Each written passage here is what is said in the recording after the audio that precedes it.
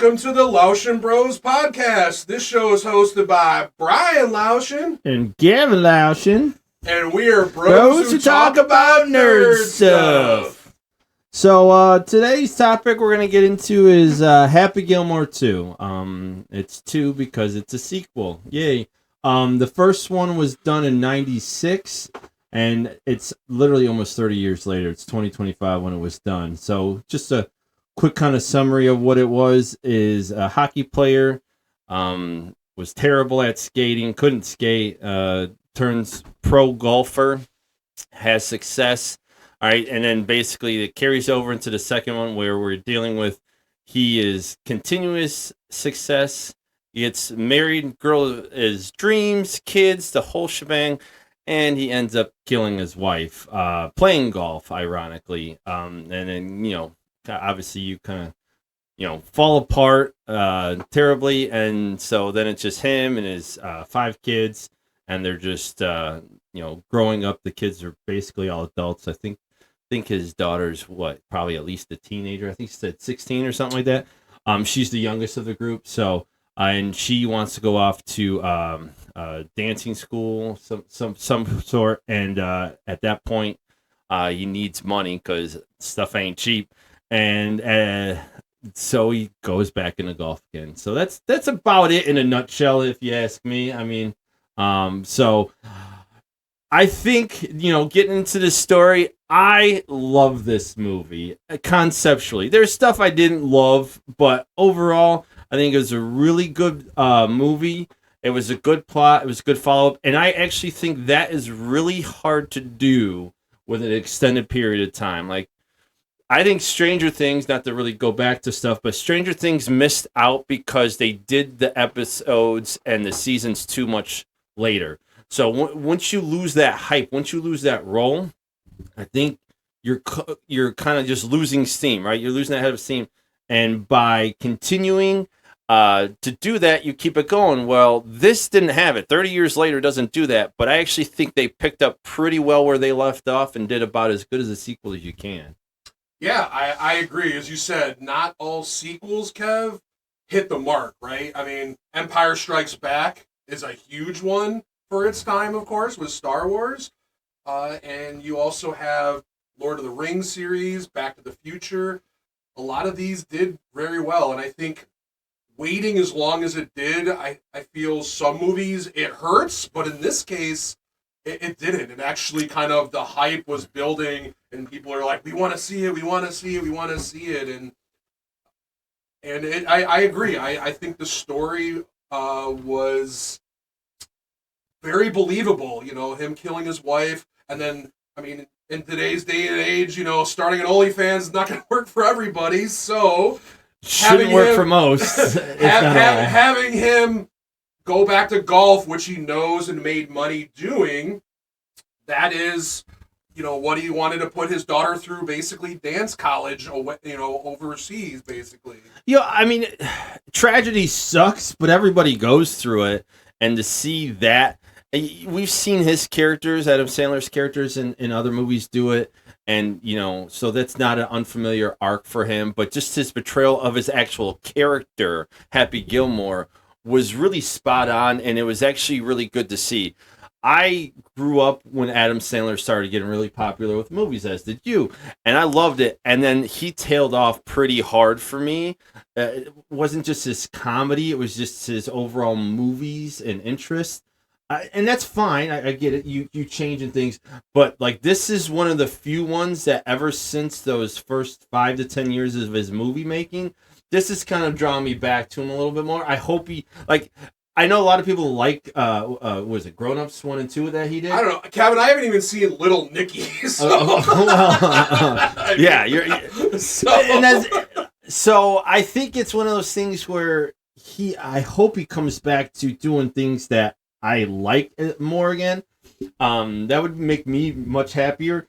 This, I think, is on par to very similar what it was 30 years later. I think that's really hard to do, but the storyline played really well to it being him a father, a much older, really going through real life, you know, considering his fans are probably older too, trauma that a lot of his fans would have, and then being able to kind of get out of that funk, which is not easy to do, but everyone does it. So not that you really got that feel good from this movie, but it was one thing like, oh yeah, that definitely sucks. Part of the elements that played into that was like he became a drunk because of it. I think that's pretty normal. And the amount of things he was drinking on, bro, I was dying. I took a list because I needed to. God, the I list. needed to. It was so he ended up. These are things he started drinking out of. A cucumber. That was the first thing you see him drinking out of. I'm like, what is that? And I'm dying laughing. A salt shaker, a golf ball cleaner, then a golf ball.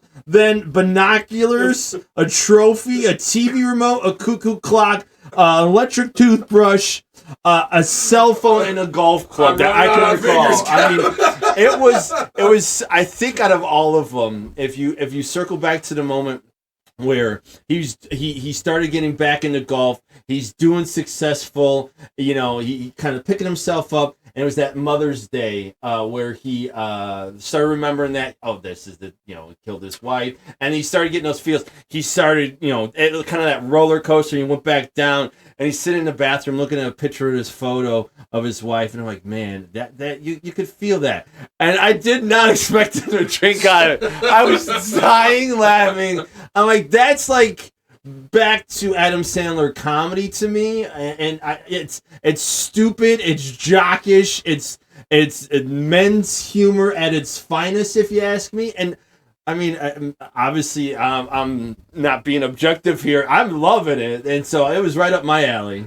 It was a really, I feel like, realistic and feel good story because I mean he hit rock bottom after losing his love. He had to go work back at a supermarket, which was wild in itself. And then I loved when he did get back like on the field and he was playing with the three like golfers and stuff. And they're like, "Who is this guy?" And then he finally gets his groove back and starts hitting the long ball. They're like, "Holy shit, this is Happy Gilmore!" Yeah, I mean, there's plot elements that you'll see that come into play. First off, the amount of cameos. I think there's like 60 something. Well, we'll get to cameos. We'll get to characters. But there's so many cameos, but a lot of them tie to the actual characters from the first one. So that's why it's really interesting and fun, and some of it adds real development, which you don't really think of that with Adam Sandler movies. But if you actually look at what's happening, you can actually see it developing, which is really fun. But I don't know. I don't know how you didn't at least enjoy this one. Maybe not even, it doesn't have to be more than the first one. If you like the first one, there's no reason you wouldn't like this one. It's fun. It's funny. If you like the humor, I know it's not for everyone, but for me, I was very pleasantly surprised. Like, it's not like it was going from Dumb and Dumber to Dumb and Dumberer. That was a jump. It was the same kind of idea. It was like 30 years later. It didn't hit the same feeling that I got with this one. Speaking of that, two of the things with the plot that was surprising to me, but in a good way, was, again, Shooter McGavin stealing the gold coat, the last one, getting into trouble and becoming a mental patient, and then flipping the scripts and, like, basically teaming up with Happy Gilmore and basically coaching the actual team, which I thought was cool. And then the introduction of the new villain in a new league, I kind of did like how they established that actual plot because, again, gave more character development and building on Shooter McGavin's character instead of just being this bad guy and then kind of flipping the script. All right, so what you're saying is totally accurate, but let me add a different layer to this because one of the reasons why I'm a sports fan, golf sucks. Okay, I do not like golf. I'm not a fan. I'm not. It's not for me. But being somebody that grew up watching ESPN, you always pick things up. It was always relative, and so I ended up watching this, knowing some of the stuff that's going on, and knowing that the actual golf league is running into competition that it never had before. So this, to me, was a very relative point. Like, there's a newer edition of a league trying to come out. and do that. And I don't remember the names because, like I said, I don't care about golf. I haven't that heard much. of that, honestly, of the competition. Yeah, so they were like being based out of the backer, I think, was out of Saudi Arabia, so there's a lot of issues with that. But to me, I thought the idea of this, that's why the plot was so good, because it was not only a realistic idea, it was real. Like, this is happening now. But to be honest with you, looking at what the Maxi League was proposing in the movie, I was like, this is actually kind of a cool idea to have a crazy, like, mini golf is fun for a lot of average, not even average, passive to unskilled people, because it's just goofing around. I think the Maxi League was almost mini golf maximized. Like, the idea that they have these extreme elements and stuff like that, that's basically what mini golf is. Just add a bunch of clowns running around and you're basically mini golfing, to the max. Well, not only that, Kev, is the realism of the story as far as them figuring out this surgery. What is it? Not the torn labrum. Yeah, it's one of the ligaments. The iliolumbar ligaments. They had to sever that, and like how they even briefly talked about the backstory, and everyone knows how steroids and all of these things are so prominent in performance enhancing drugs, and so. Again, that realism, it really hit home, I think, with this story. I think it was just written so well that it was so believable, and I think that's what I think a lot of people enjoyed about it. Exactly. I mean, I don't know how much truth there is to this ligament issue, if that's really they noticed something with even pro golfers or not. But the story, at least, that they used was, it felt at least semi-realistic at the very worst. So... I like just everything tying together. I think the plot, the character arcs, and the characters. We'll get into that a little bit more, but all of that just played so well.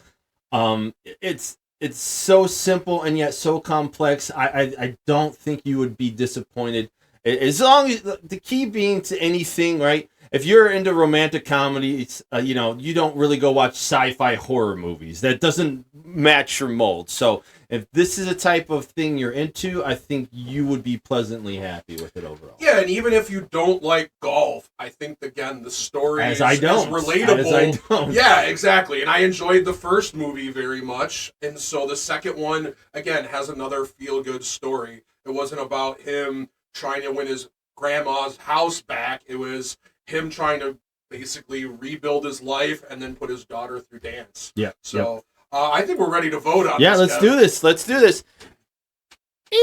Right. I'm going thumbs up. Thumbs up. Definitely thumbs a good down? one. You're not gonna miss out on this one. So that will let us transition over to the characters and whatnot. Like I said, there I think was supposed to be 60-something cameos, and these are like, that's just cameos, not the actual actors and stuff. We're not going to get into every single one. We'll cherry pick some that we prefer and like. I mean, if you want to start first and foremost, I think Happy Gilmore. He nailed his character, and I think that's what it's hard to do, to show a growth of development by, okay, now it's like 30 years later, you're a different person, but at the same time, you're still your character. I think the one thing that stood out to me the most is when he was going through the training and he starts yelling like Adam Sandler yelled as Happy Gilmore, as Billy Madison. That was like, he didn't do that the same going back to some of his movies, and I miss that because yelling's funny. It's stupid. It's irrational, but it was hilarious when he's just yelling at the golf balls, at the golf course, the clubs, everything. So I think him bringing that was great, but adding the element with the drinking was funny too. Oh man, I think he brought his character and transitioned him with like age perfectly. I could not be disappointed at all. Yeah, I think the casting and the acting was done phenomenally. I mean, they brought back Shooter McGavin. They brought back Julie Bowen, who was Virginia, basically his wife, who even for the throwback scenes were done really well. And, the new villain in the movie, Frank Manatee, played by Ben Safdie, the CEO of Maxi Drink, and him having like really bad gingivitis. Halitosis. Like, what the heck is that? You had Bad Bunny, which surprisingly played the caddy, which I thought did a pretty solid job, and then he had a huge crush on, one of the best tight ends in football. No, I didn't think it was a crush. I think he hated him. But then he wanted to get, like, a restaurant with him later. No, he didn't. Really? No, yeah, he hated. I guess I'm not going to watch it again. He wanted him to eat fucking honey off his chest, so he put honey to have a bear eat him.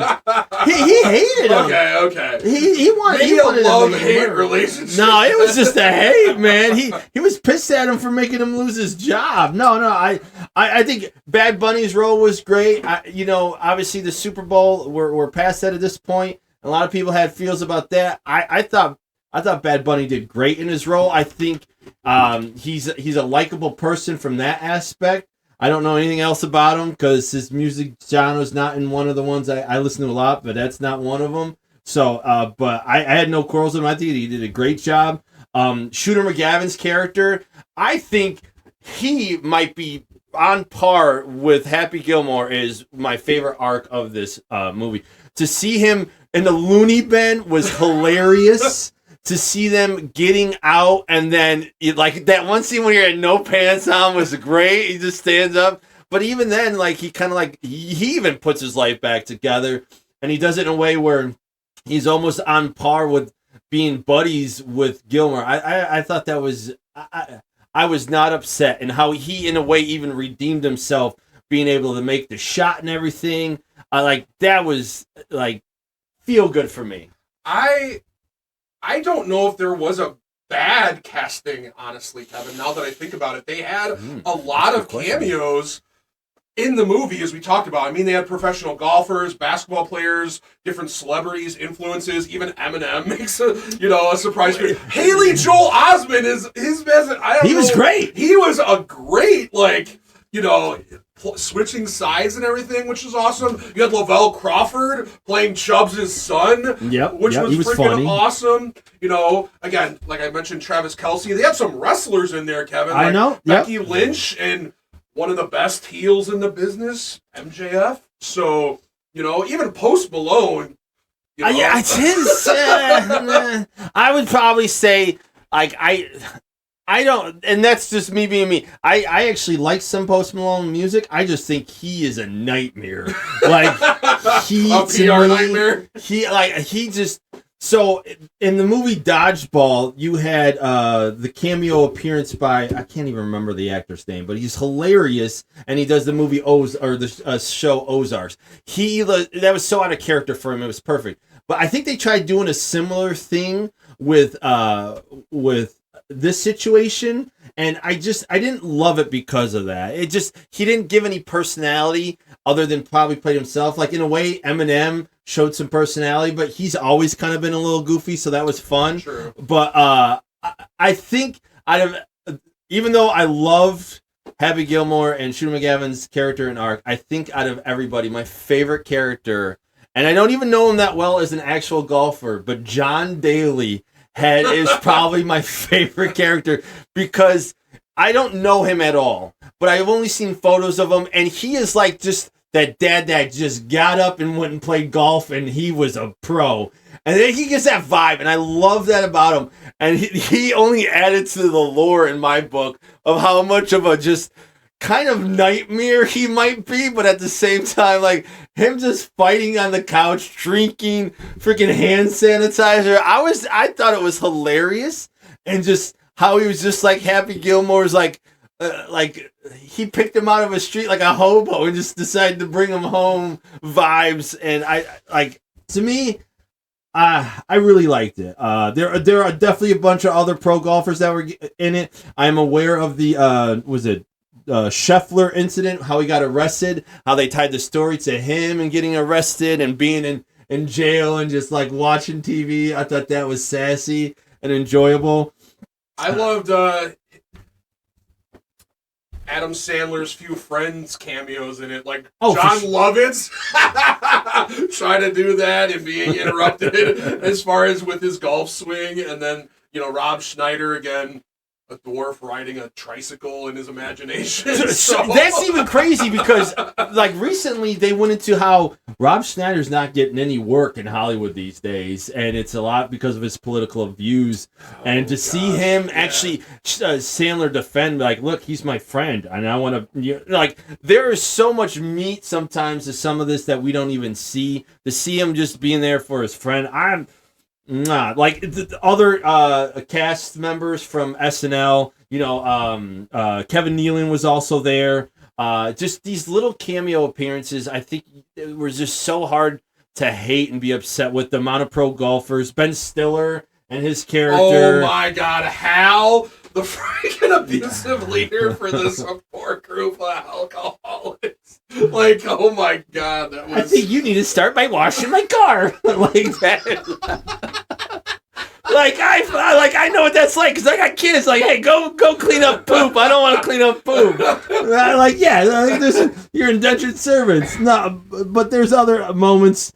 But those are probably my favorite now that I look at some of those. It's just, how do you not? Oh, the kids. Oh yeah, the kids. The daughter was like, whatever. But the boys, they were so just all Adam Sandlers together, and seeing them freak out, kick the car, chase the guy. I'm like, if you, like I said, you like the previous one, there's no reason why you shouldn't enjoy this, and easily, this is a back-to-back watch, no problem for me, Yeah, I think we're ready to vote. I think it's a solid cast. It's an easy decision. Easy decision. Easy. Like I said, I don't think you're going to get too much anything crazy going forward, knowing that we're fans of the movie already. I think it was just surprising to see that it turned out as well, because I've seen so many sequels that, especially they try to do post, turn so bad. Just to see a good one actually makes you feel good and happy about it. And I didn't feel like even all the cameos didn't take away from the movie at all, which some movies you feel like do that, or but I felt like, again, they had enough time to just have their shine for that little moment that they were in, or scenes that they were in, but it didn't take away from the main characters at all, which is why, again, I thought it was done so well. Absolutely, I agree.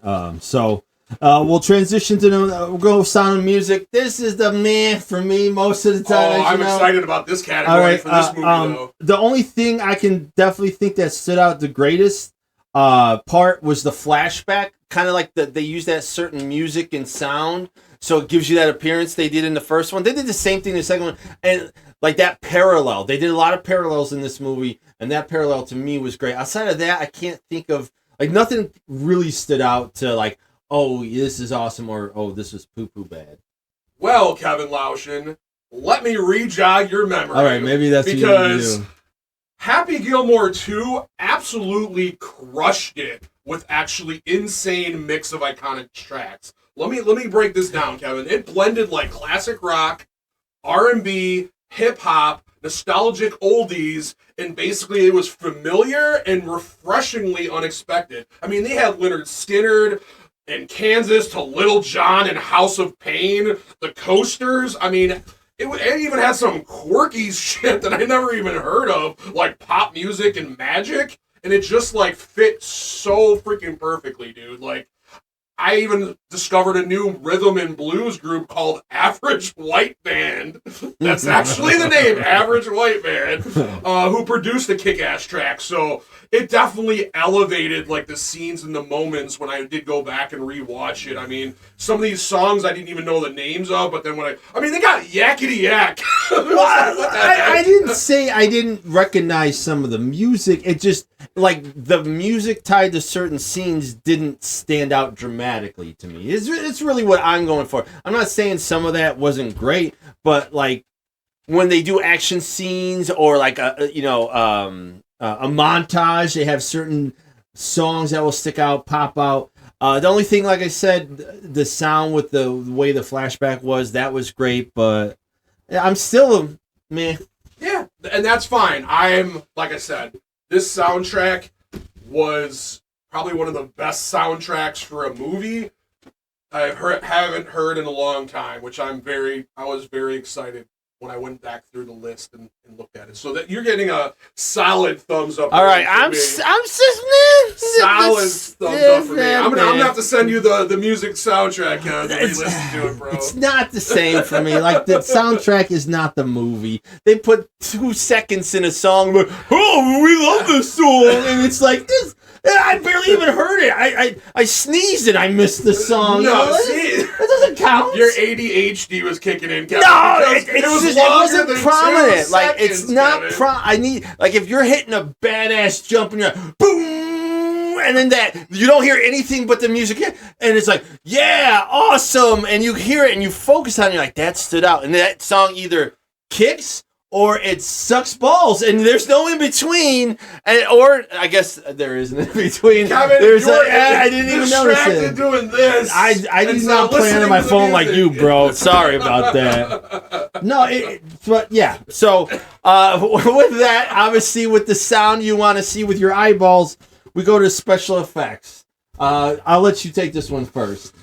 Ooh, okay. Special effects, visuals, wardrobe, editing, man, a couple of things that kind of stuck out. Definitely, as you already kind of mentioned, Kev, flashback segments with the old cast in the happy place. He's like, well, that's not going to work anymore. So he has a new happy place. Yep, that's good. And he was the pooping. way they filmed I was like, yes, he was pooping. Feeling that. And that was, that was pretty funny. You already kind of touched upon, tons of swearing, dick humor, hitting himself with a golf ball, like pretty hilarious. You already kind of talked about drinking alcohol out of every object known to man. He also at one point fell asleep at the wheel. Yes, the golf course and crashed into another one because he was drunk. He was and then when he was going to basically classes for the alcohol sobriety, after 30 days, his kids got him a boxing mannequin of Hal. Yes. They were just beating the shit out of him. Like little scenes. That was only like not even a minute long, but like you had so many of those compiled together, and it was just like funny and feel goods. But like I think. Overall, visuals were probably spot on. There were a few elements I didn't like. Really, it's the most specifically the hip swivel. It just looked like it just looked unrealistic. Watching the hips literally turn around and they're like looking at you like this, and it's like I didn't like. I get why they did it. I feel like it was an over exaggeration, but intentional. But I didn't love it. It looked too weird because I ain't never seen anybody turn around and look at me halfway unless they were a demon monster. I'm like, what's up? It's me, your boy, kind of thing. So that was the only thing that stood out was weird. The one thing that was consistent but also really cool because whenever they did the ball launch in the previous one, when you saw, especially when Happy would hit that, you'd still get that ball launch. I always thought that was kind of a cool like look and stuff.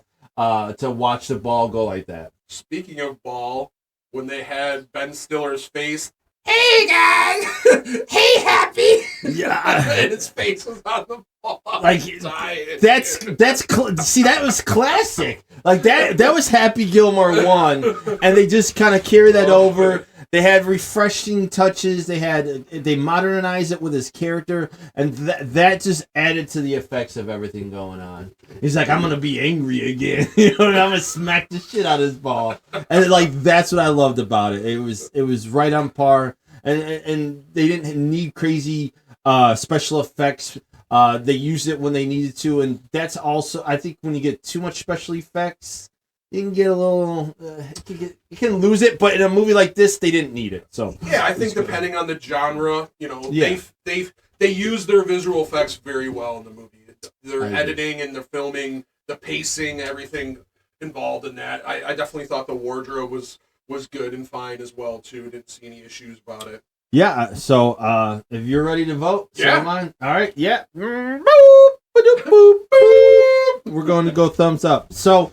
Overall, transitioning to kind of, is this a rewatch? Is this something that we love? Is this close to home? I'd say absolutely. Especially as I mentioned with the being an adult, facing trauma, trying to pick your life back up and go through some things, you feel that. You got kids, you'll feel that, you know.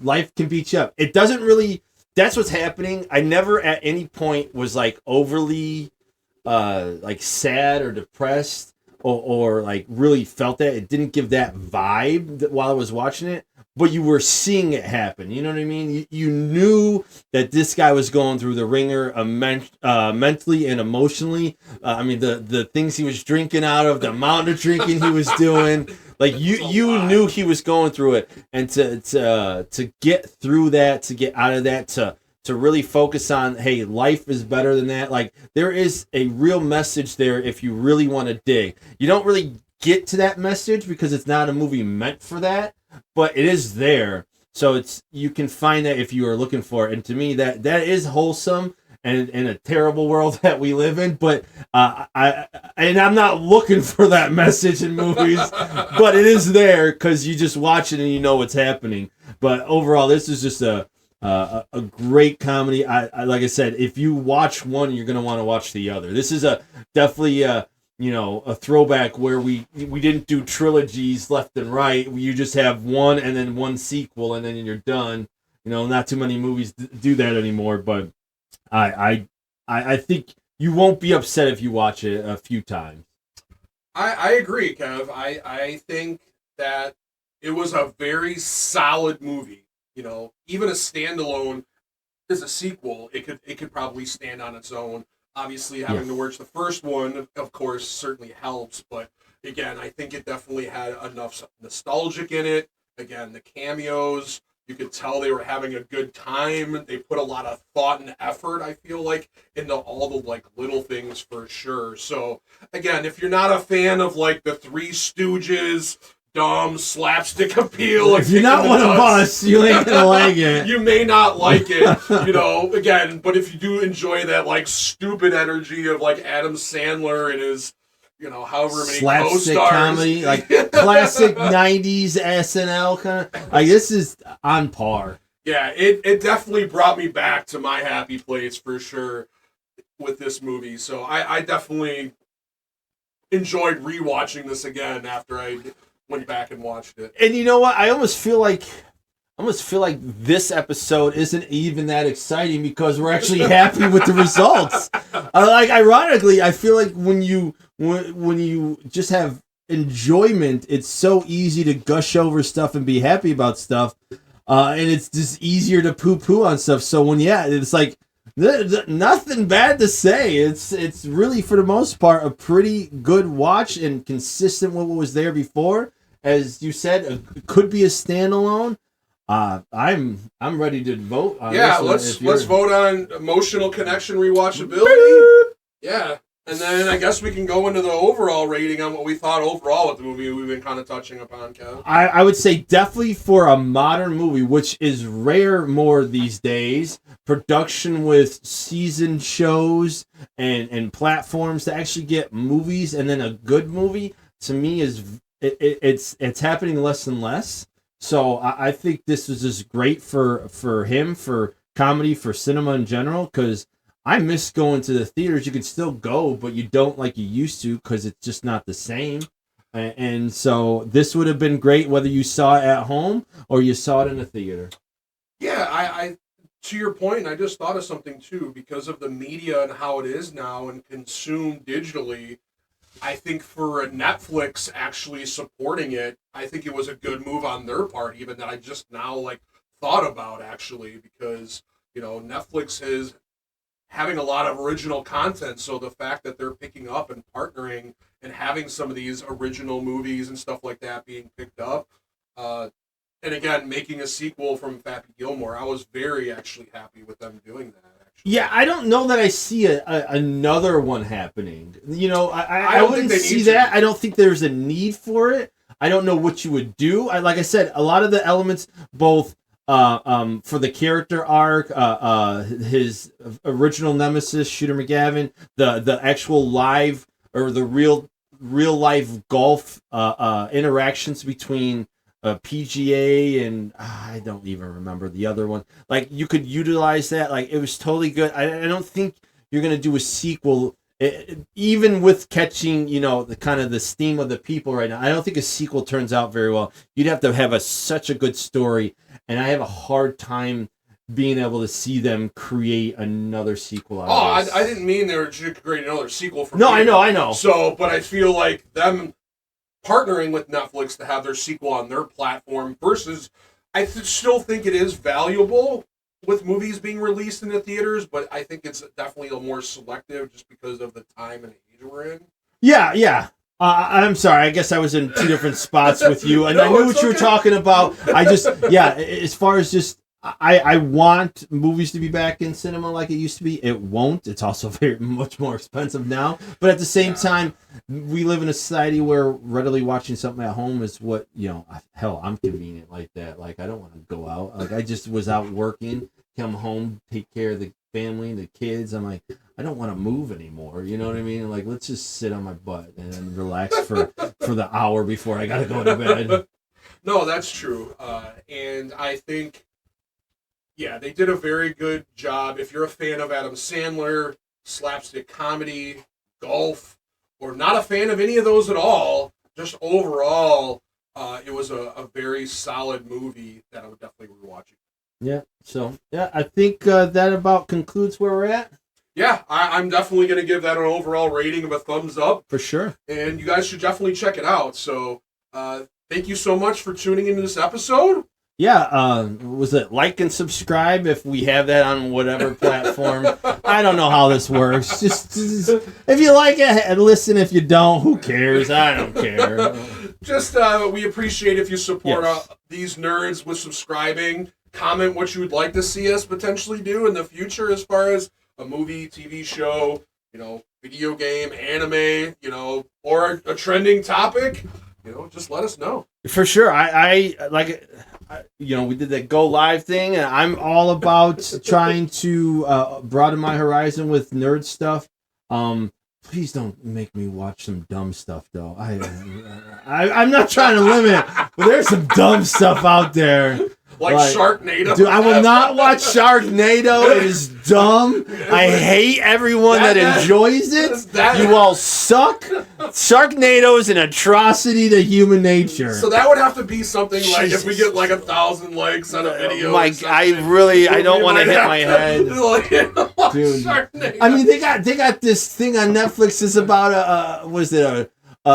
a priest or preacher. Like, I think he goes back in time to fight with like dinosaurs. Some dumb. Can you find out the name to that? It's like it's literally like Velociraptor Preacher or some shit. I mean, it sounds like the Tremors sequel. Like, don't you do that.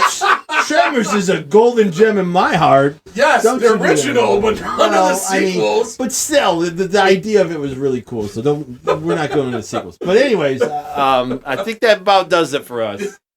Peace out, guys. Peace.